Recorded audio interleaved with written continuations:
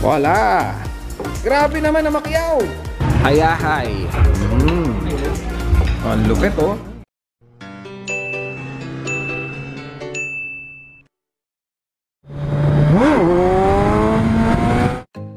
Maayong adlaw, motoristas!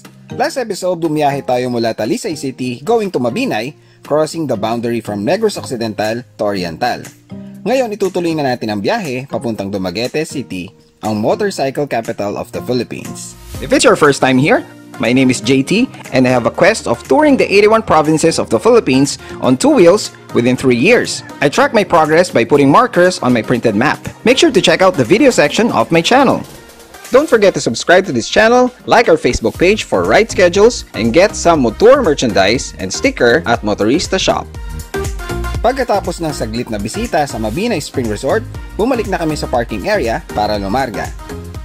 Meron pa tayong sasadyain na isang sikat na falls dito, ang Niludhan Falls. May papasukan ka lang na kanto mula sa main road para makarating sa falls mismo. Maganda ang kalsada at tanawin at bihira din ang sasakyan kaya masarap magmotor dito. Pero mula daw sa mismong parking area ay maikli lang ang lalakarin.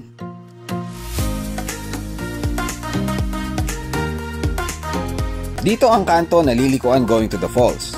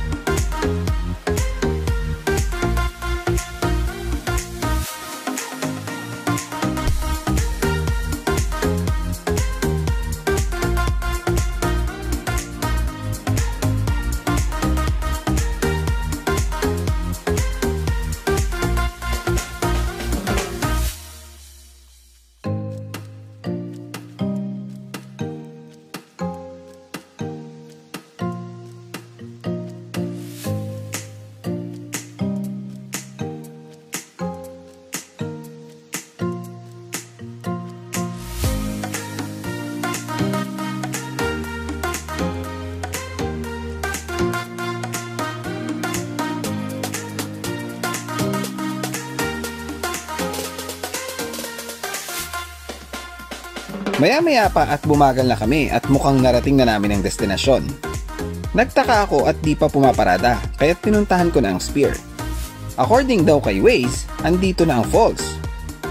Maririnig mo na actually sa tulay na to ang bagsak ng tubig. Pero nung nagtanong kami, sa bandang unahan pa daw ang access papunta sa falls. Umuna na ako to check kung saan mismo ang kanto. Para hindi din kayo maligaw, pagdating sa tulay na to, abangan nyo na ang kalsada sa bandang kanan. Dito kayo liliko. Ito ang itsura niya pag nakaharap ka, pabalik.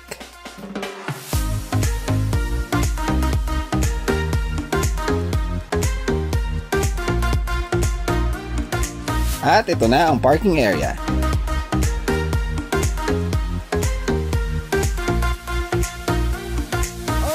Dito na tayo siya. Kita nyo, hindi pa namin makita. Walang nakalagay eh. Nakita nyo ba? Meron ba? Nakalagay na Niludhan Falls. So walang signage. Basta nakita nyo na parang may tulay. Pagkalampas doon, merong kabilang daan sa kabila. So parallel siya. Liliko kayo doon. Meron? Ay, maliit. Hindi eh. Ano to eh? Kalansan sa Lalom. Hindi siya Niludhan. Ito ang Niludhan. Ito, pero dun sa kalsada wala, guys. Pero pag nakita nyo to, Kalan-an sa Lalom, Ramis Eatery, yon. Ramis Eatery yung hanapin nyo. Yung pagtanong nyo, pagdating nyo doon, ito siya, Princess NJ naman, ayun yung Ramis Eatery. So dito, katabi niya yung parking area. Dito kayo, ayan. Ito yung pinaka parang receiving area nila. 10 pesos ang entrance fee. Na dati daw wala. Pero kailangan 100 meters daw yung papunta sa falls. So malapit lang, at saka dire-diretso lang. Kaya hindi na kailangan ng guide. Okay, so again, ito ayan, may nakalagay Niludhan Falls. Dito ang parking, kasya naman mga hanggang 10 to siguro 15. Siksika na yun, lalo na kung small bikes, kasyang-kasya. Okay, tapos magre-register dito, sabi ko nga 10 pesos entrance fee. Susulat dito, Kuya na.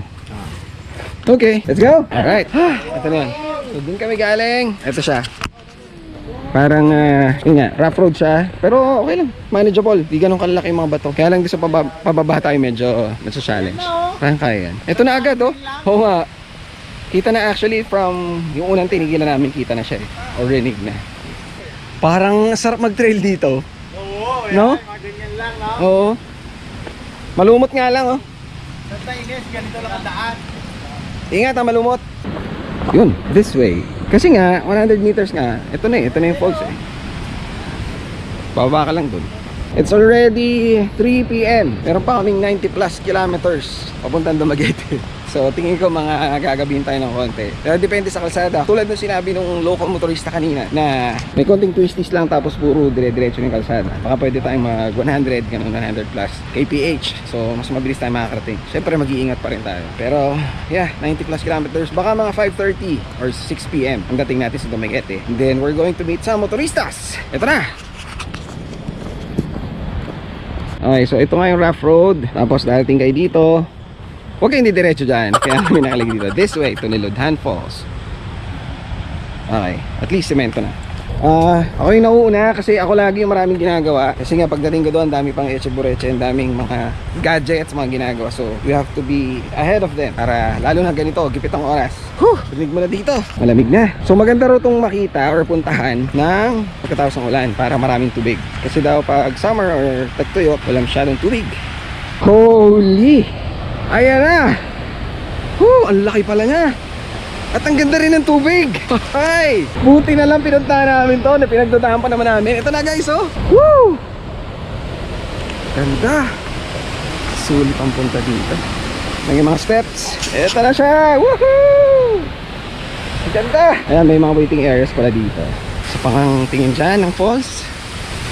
Ayun. Ayun. Lapit tayo, lapit. Lapit, lapit. Holy! Holy! Ganda na re! Alay kaganda na re! Picture na to. Ganda! Guys, ang ganda, panalo. Tara, lapit tayo. Picture tayo, picture!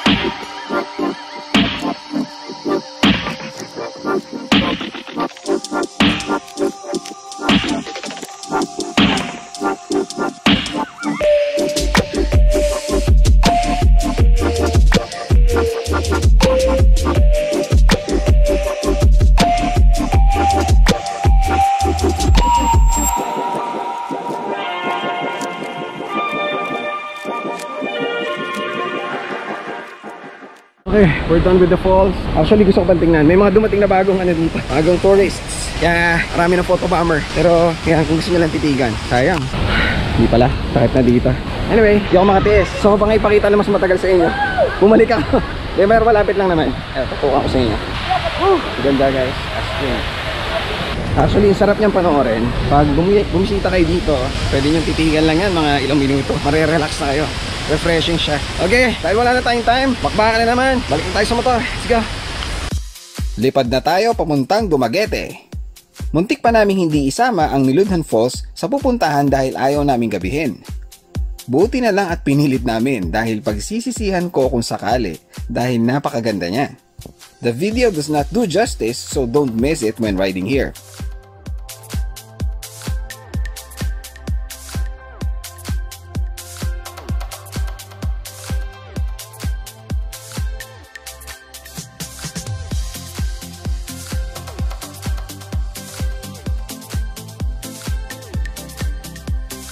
Ingat lang kayo sa mga mabubuhangin na kurbada.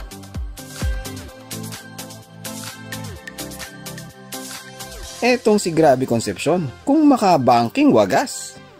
Akala niya yata yung ninja yung dala niya. Actually, hinihintay ko na lang na sumayad yung center stand. Magsasawa ka din pala sa twists dito.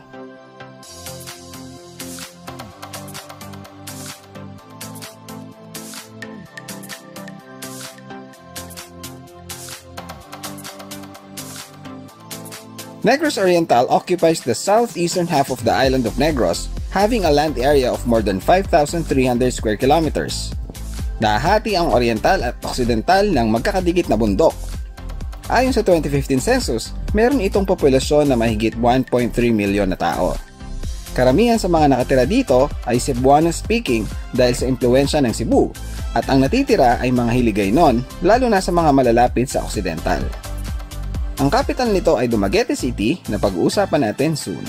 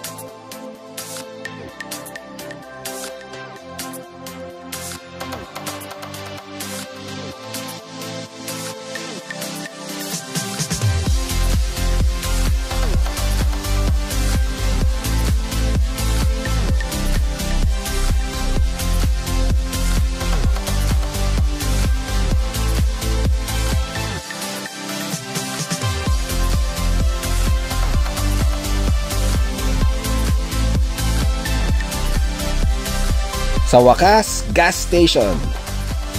Huwag kayong susugal na bawas ang tangke nyo dito dahil bihira ang mga stations.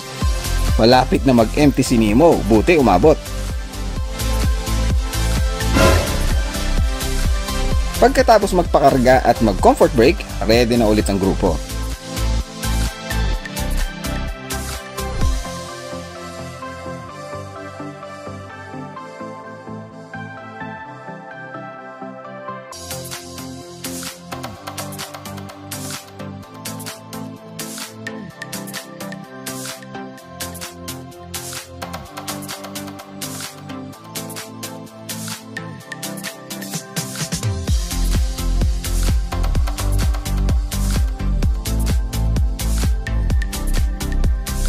At gaya nga ng sinabi ng mga motoristas, pagkatapos ng ilang bayan ay puro mga malalawak na diretso ang kalsada, kaya't masarap humataw.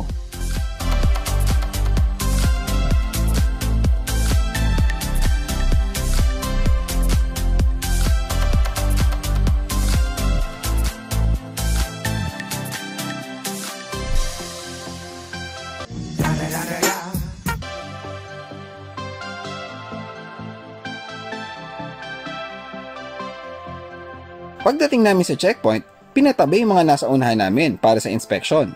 Pero nung napansin nila ang mga big bike sa likod, pinalampas na rin kami. Siyempre, babati din tayo.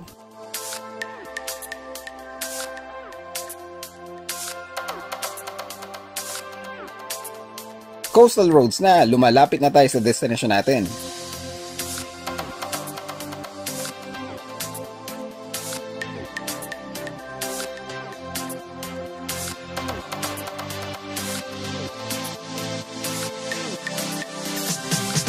Meron ding mga parte ng kalsada na ginagawa, kaya't bumagal din ang biyahe. Di bale, medyo nagsawa din kami sa hatawan kanina. At muntikan pang sumalpok ang kasama namin dahil sa biglang preno. Napakamot na lang tuloy siya sa helmet niya.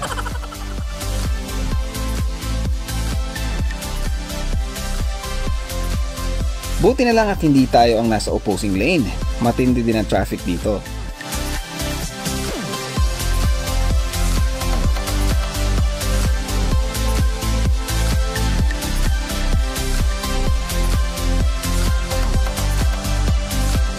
And we finally made it to Sulit Budget Hotel.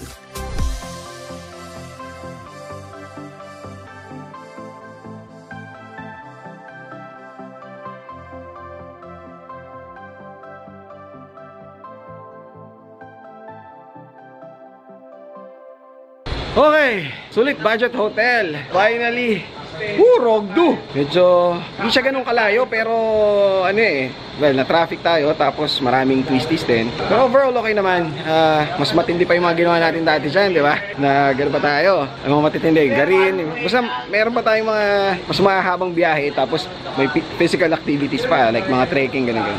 Anyway, ngayon ko lang actually na-check out to nakita. Ganito pala siya, parang malaking bahay na maraming rooms. Anyway, ito yung parking area. And then, andito siya. Yan, meron siyang gate. Yan, this is the gate. Dito kami pumasok kanina. Actually, hindi siya katabi ng main road eh. Ito pa lang yung gate. Again, that's the parking. Ang laki rin, no? Oh, so, pwedeng dalawang sasakyan. Dalawang four wheels. And, syempre, maraming mga motor. And, eto siya. Ganda niya. Bagong-bago siya, oh. Ayun sa taas yung, ano niya, signage. Pati yung mga katabi. Yung mga katabi. Alright. Anyway, Sulit Budget Hotel. O, di ba? Pangalan pa lang, napakamahal na, di ba? Hindi, talagang kita mo na it implies value for money. Sulit na sulit nga ang budget mo. Ay, sa loob. And that's the interior. At, teka, parang kilala ko tong mamang to. Taga rito po ba kayo? Ako nga ako sa inyo. Excited siya. Oh, meron na agad snack bar. Diban snacks. Good evening po. Okay, so yung rooms na kinuha namin are family rooms. Puntahan natin yun. Kasi nga medyo marami kami. So they have, yun nga, parang apartment complex dito. Parang bahay siya. Tingnan natin. This is it. Parang may mini sala sila. Actually, meron ditong sofa bed dito. Pero pinasok namin para magkasya kami. Pero meron dito yan. Parang couch. And then, yan, sa labas. And, ito siya. So, meron siyang mini sala. Meron ding TV. And then, ito siguro yung definitely CR. Yan nga yung CR. So, hiwalay siya. Separated by a wall. Meron tayong toilet bowl. And shower area. So, kagandahan nun nga, meron number 2, meron naliligo. Lalo na, importante yan kapag marami kayo. Kasi pila-pila yan. Okay? So, tingnan na natin tong 301. Ito yata, hindi This is the 301. Ito siya. Supposedly, ano siya? For 2 people. 2 packs. So, queen-sized bed. Ito, bakante dapat yan. Ito, supposedly, nasa gitna. Pero, yun nga, pinasok namin to. Supposedly, nasa salas. Kaya nandyan siya. Ito siya. So, yeah, pretty bare. Pero malinis. And malinis nga. Okay, so 2 towels for the 2 occupants. Merong mirror dito. So, it's simple, pero lahat naman ng necessities kailangan mo dito na. Okay, and then puntahan natin yung kabila. Okay, so dito na tayo sa 302. Yan. So 302 naman, meron siyang 3 single beds. Ito, so pang mga magkakaibigan or siguro mga anak nyo. Parang family room talaga siya nandito siya. It has extra space for kung gusto nyo additional bed. Tapos siguro, yun nga, kaya actually, tulad ng gagawin namin, pag didikit-dikitin namin yung mga beds, and then kaya magkaroon ng 2 extra beds dito. Kung kakailanganin nyo. Okay? So, ayan siya. Spacious. And again, clean. Yung mga bare necessities. Alright, so, yeah. Yun yung mga family rooms natin. And kita nyo naman, kaya ang sulit budget Magugulat siguro kayo sa presyo niyan. Kasi, di ba, meron na kayong ganyang kalinis at saka kabago na matutuluyan or something, a place to stay. Pero, yun nga. Malalaman nyo yung presyo mamaya. Sensya na, medyo lutang na ako. Manong biyahe. Okay? Tara, punta na ulit tayo sa front desk to know the rates. Okay, so we're back here sa front desk and tingnan natin yung mga rates nila. Okay, there. Ayan. So, single room na unfortunately hindi available ngayon. Kaya ang kinuha ko is the double room. It's 1,250. This is 1,250. Kita nyo naman yan, kompleto. Cable TV, meron pa aircon. Pupuntahan natin yan mamaya. In the meantime, punta tayo doon sa family room. Ito, good for 5 pack. It's 3,000 pesos. Okay? So, yun yung nakita nyo kanina. So, kita nyo kanina, di ba? Sa 3,000 pesos, yung pinakita ko room sa inyo kanina. Gano'ng kasulit nga yun. Meron pa kayong maliit na salas doon and sa TV. So, yeah. Okay na. Bagay na bagay yung name. Now, more details. We have extra person. Ayan, extra person is 200 pesos. As extra mattress is 300. So, mangyayari 500 additional. Okay, mag-focus ka.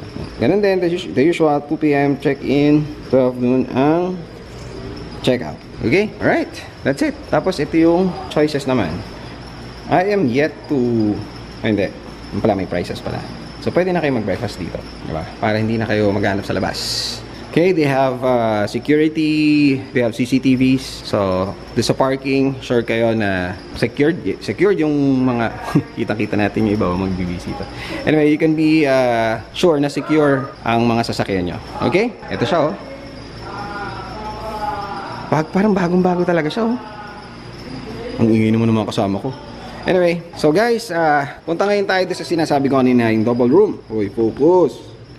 Iha, focus, iha. Yan. Tayo ngayon sa double room na yun yung natira sa akin. Uy, focus. Ano ba tong Canon G7X na to? Tatapon ko na to. Hindi, joke na, baka magtampo. Anyway, so dito tayo. We have the key card. It's 1 of 4. Yan. So, bukas na siya.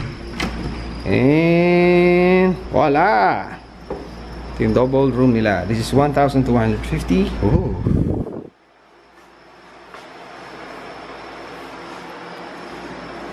There you go. Ito yung kasama nila mga toiletries and so dental kit, soap, shampoo, and tissue. Hangers naman, dalawa. Okay, and then aircon. At ito yung bed mo, queen size bed, remote control, which is saan ang TV? Ayun ang TV sa taas ng door. Okay, ayun yung remote kasi may cable nga. Alright, and tingnan nyo si CR. O, di ba? Fancy glass walls, glass dividers. Buksan natin. There it is. Yup. Siyempre may heater. Alright. So, for 1,250, diba? Thumbs up na yan. Tapos, ano pa siya, nandito mismo sa Dumaguete City. Malapit lang siya actually. Very accessible sa, tinignan ko sa map, very accessible sa different destinations din. So, okay, so ito na. Dumating na yung mga guests natin. Mga motoristas. Mali yata tayo pala yung guests.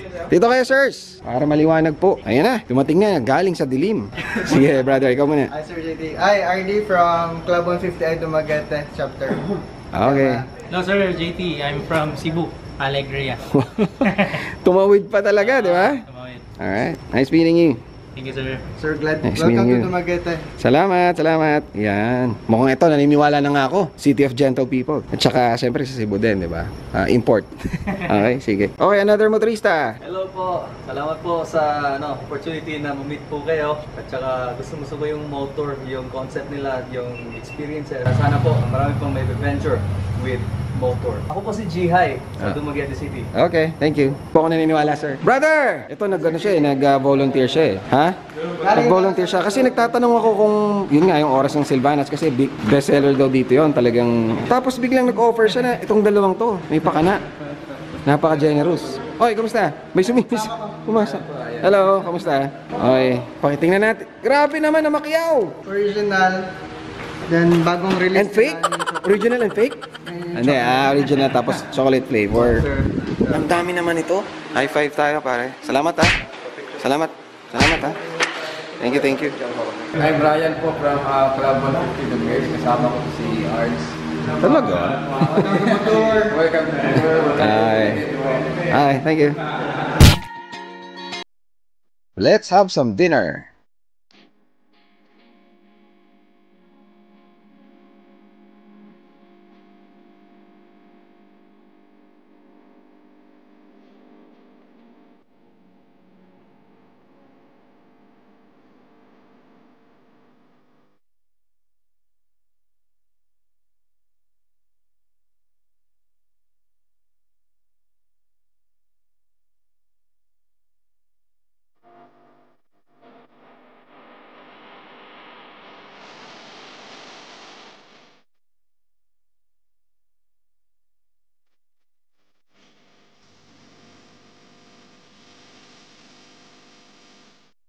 Alright, dito na kami sa Hayahay.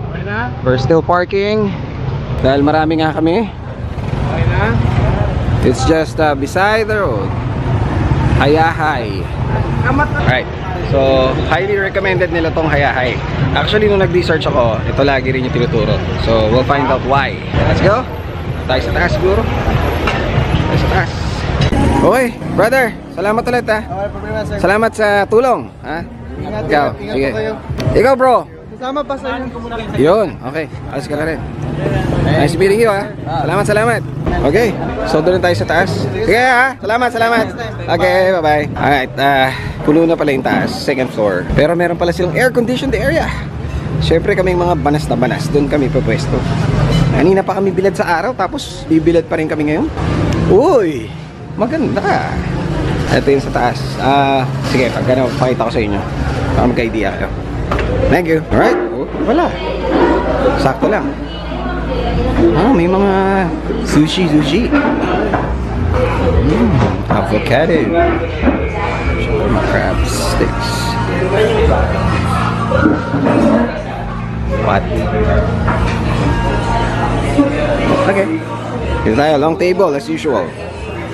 Yan, sige brother, lagyan mo sa gitna. Yan natin yung taas. Meron pa din dito.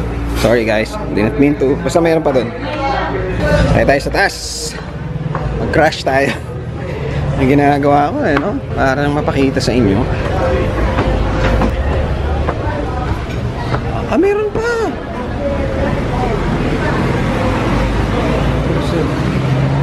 Ito ang taas niya, guys. Stairs na. Yan pala. Ayan.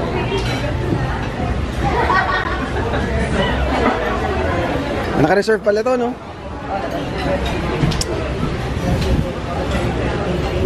So ito yung view.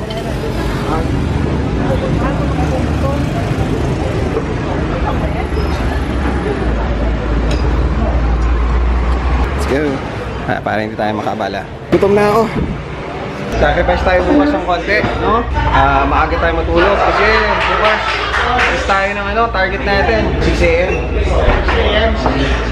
Kasi ang earliest na nakita kong schedule tomorrow is 7:30. So dating natin ang port ay 6:30 para may 1 hour tayong allowance para may isang papers.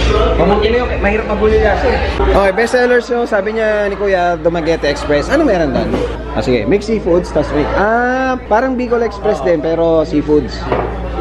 Okay, gusto niyo ba yun? Kasi ako hindi ako pwede nun.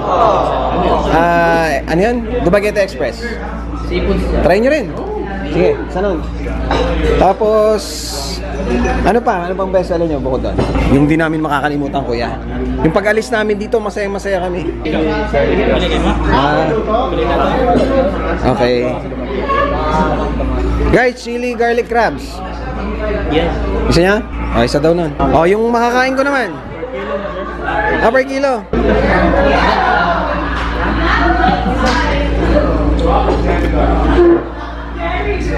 Okay, so hayay means relaxing. So parang it's a place to relax, ganun. It's a place to be. Tama ba? Sharon ka na yata? Charot? Charot?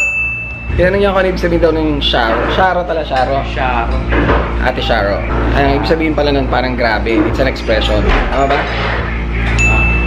Oh, by the way, hindi pa pala ako nagko-comment about the Sans Rival. Sans Rival. Sa Silvanas pala. Sa Sans Rival na branch, yung Silvanas nila.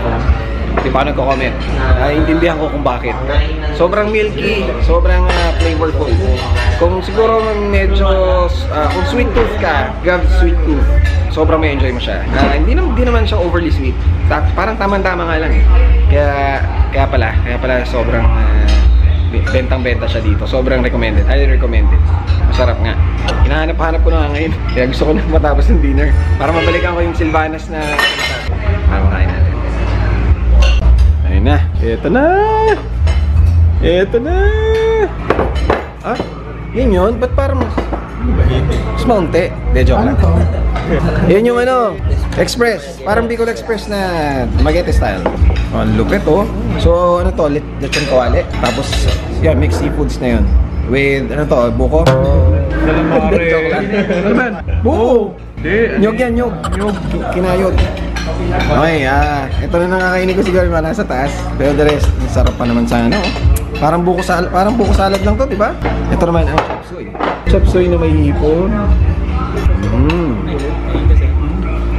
Wow. Parang sausage siya. And then this is the squid.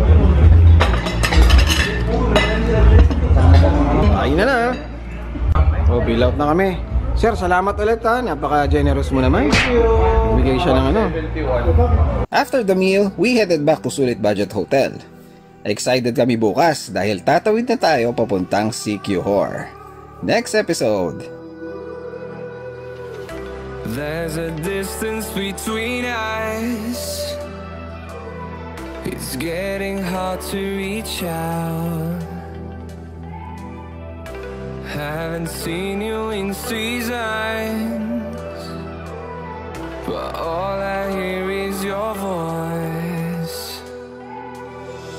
I know my limits, you can break me down, but I'll stay till the finish line.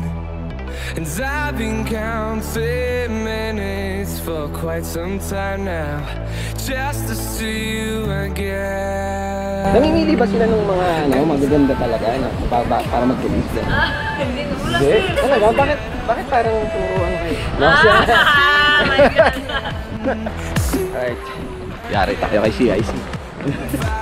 Yun ang pinakamagaling na mangkukulam namin. Saka mga gamot. Kasi yung tao pag marunong mangkulam yan, marunong din yan manggamot.